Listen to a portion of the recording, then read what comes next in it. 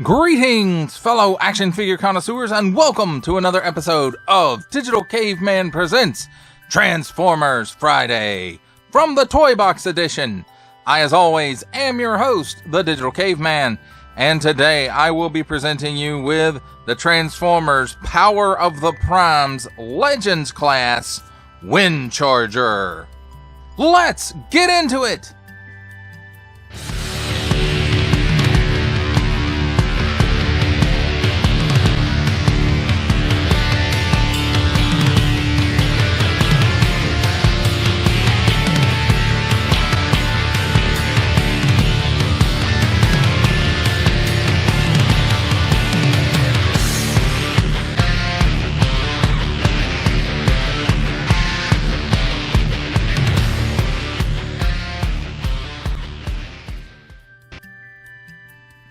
Let's take a look at the figure and his accessories in alt mode. So first up we have the card, and it would help if I turned it right side up. And there's got a little Prime Power symbol on it. Generations, Power of the Primes Windcharger. And then it's got some nice artwork of Windcharger there. Of course, he's an Autobot. You can see the corner here is kind of clipped, and then up here as well, and then they're squared off at the other two corners. On the back, Power of the Primes Amalgamous Windcharger becomes massive objects with huge gravitational pull. So, okay, that doesn't make a whole lot of sense, but again, the symbols that match up. And then Hasbro print 2017, Hasbro all rights reserved. So that's the card. Next up we have the instruction manual, or pamphlet. Power of the Primes Windcharger 8 and up. Nice line art of the figure. And then that line art persists on the interior. And then you can see they're using a very dark color to show which parts of the figure to manipulate. And that's on a dark background. So it doesn't make it the easiest to look at. And then you can see he opens up and you can put a Prime Master or even a Titan Master in his cockpit, which I always like that feature of the Titan class, not the Titan class, of the Legends class in this series, except for Combiner Wars. You really couldn't do that with it, but the other two Titans Return, the Power of the Primes, for the most part, you could do that. Let's take a look at the car itself. Nice Autobot tampo there. And then it's got this silver paint app here on the front. Most of it appears to be molded in the proper colored plastic. This might be a bit of a paint app here. And then you got some paint apps here, but that's actually a different piece. So, but you can see under here, got a few paint apps going on for robot mode and another Autobot tampo, which we'll cover a little further along in the review. He rolls pretty well. Lots, well, I won't say lots, but he has decent enough clearance that he's not getting caught on anything. So it does have a bit of, messy, and I probably should have turned the head around for this mode so it doesn't have visible head syndrome, but you still see his legs and his chest and most of his torso and stuff, so not too bad. And as far as the cockpit gimmick goes, if I can open it up even, there we go. So this piece doesn't lift up. You actually have to lift all the back up here. And there is the inside. You can see where the smaller figures go. And I have one right here. If I can keep my hands on it.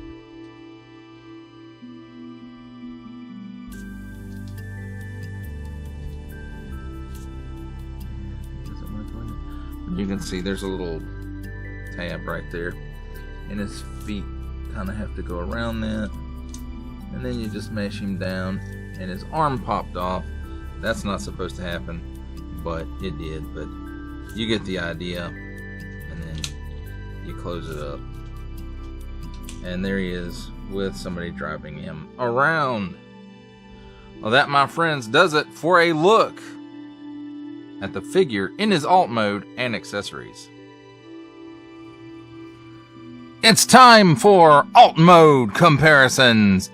And here we have the Transformers Power of the Primes Legends Class Windcharger with the Transformers War for Cybertron Trilogy Earthrise Deluxe Class Cliffjumper and the Transformers War for Cybertron Trilogy Kingdom Deluxe Class Huffer.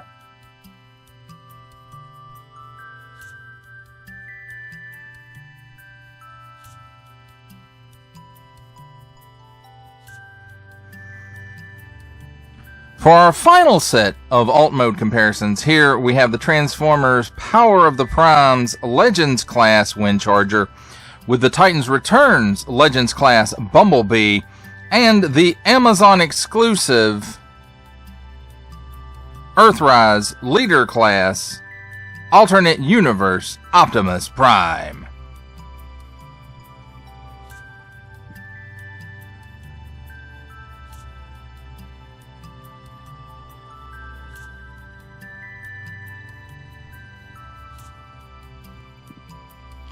It's time for the comedy portion of our programming, ladies and gentlemen, where I attempt to transform this Transformer.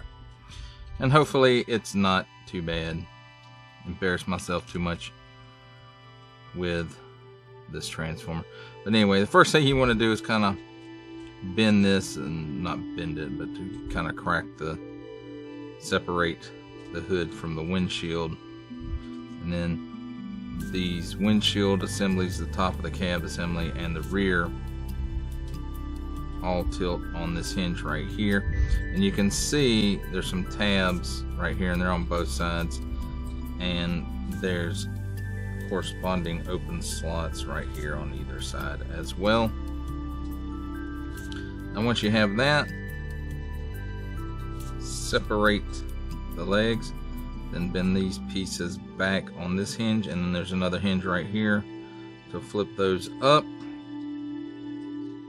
And we're back to the hood again, and we want to tilt that out, and it's on a double hinge, hinged here and here.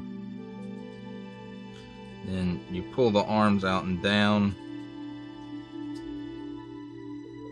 and then you'll notice right here there's a hinge, and you want to take that hinge and put it where this piece is flat.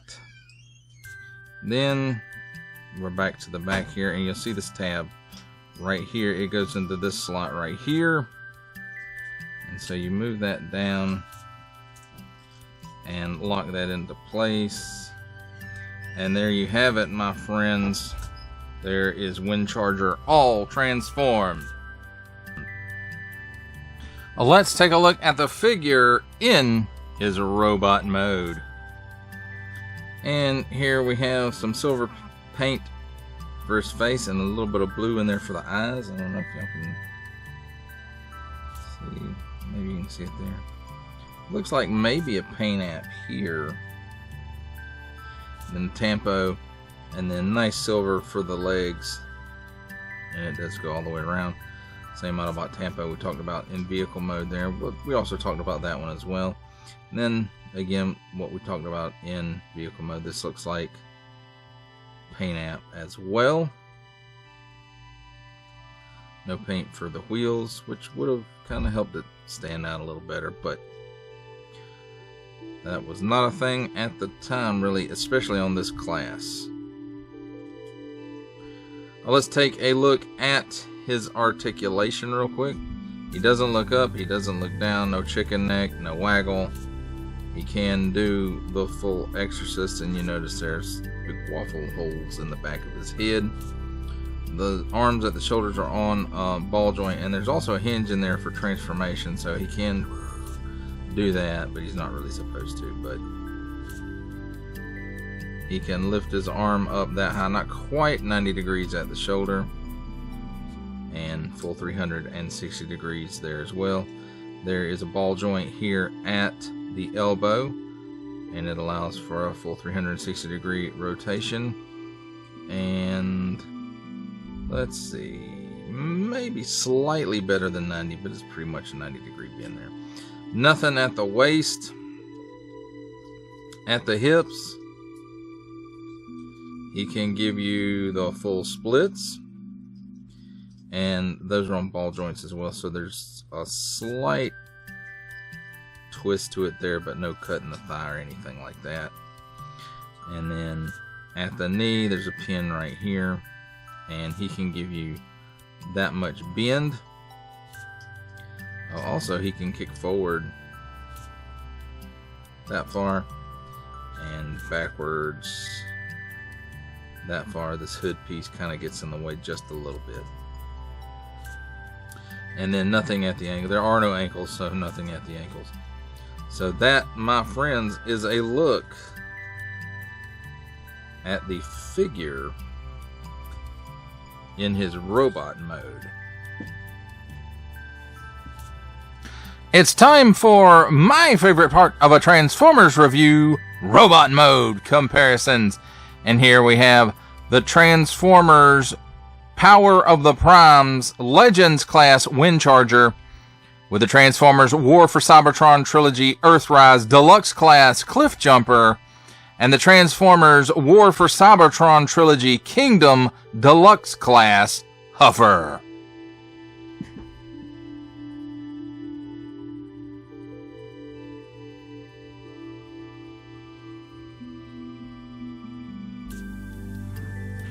For our final set of robot mode comparisons, here we have the Transformers Power of the Primes Legends Class Windcharger with the Transformers Titans Returns Legends Class Bumblebee and the Walmart exclusive Netflix War for Cybertron Trilogy Earthrise Leader Class Optimus Prime.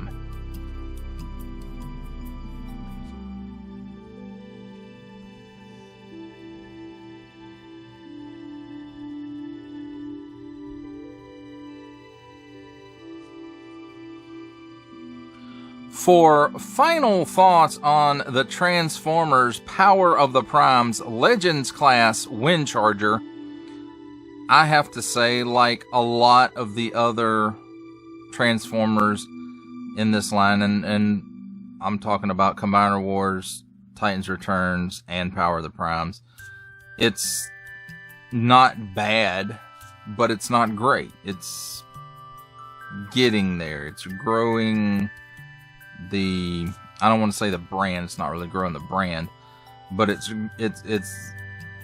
a stepping stone to something better, I guess is what I'm trying to say. Like most of the figures in those three lines of this trilogy. And you know, don't get me wrong, there are some standouts in this line, and they've since been done better. But, you know, this line, you know, all three of those lines in this trilogy were kind of plagued with gappiness and really bad panels, and this guy, he's not as bad as some and better than others. But again, it's a stepping stone, and I can't wait to get into my display a deluxe class Windcharger that will fit in with the newer scale, the close to 1:32 scale, at least. It's what most of these newer Transformers from War for Cybertron and Legacy, you know, that's basically what they are for the most part. Now there's some that are a little bigger, a little smaller than that scale, and that's, you know, just how it has to be. But they scale together in robot mode really well, and that's, you know, I really like that about the newer Transformer lines. Is I like the fact that they scale well together in their robot modes, and for the most part in the vehicle modes too. But suffice to say, this guy, you know, he's just kind of mediocre. If he's the only one you can get in your display, then, you know, he's not bad. He's not great. He's basically a placeholder until we get that deluxe class, whether it be in Legacy United or whatever comes afterwards. Well, that does it for the review. I hope that you enjoyed it. I enjoyed making it. Only support from viewers like you make this programming possible. Each view does count, and I do appreciate each and every single view that I receive. Thank you, and thank you so very, very much for supporting this channel through viewing. If you're interested in supporting my channel further, I'm now offering memberships at various tiers. Click the join button on my YouTube page, or check this video's description for the link and see if any membership offers are right for you, but only if you are in a position to do so. Comment below, like, share, subscribe if you would like to see more content or just help the channel grow, or both, that's even better. And don't forget to ding that bell so that in the future you will be notified as my new content becomes available. That's a wrap, folks. I'll see you next time.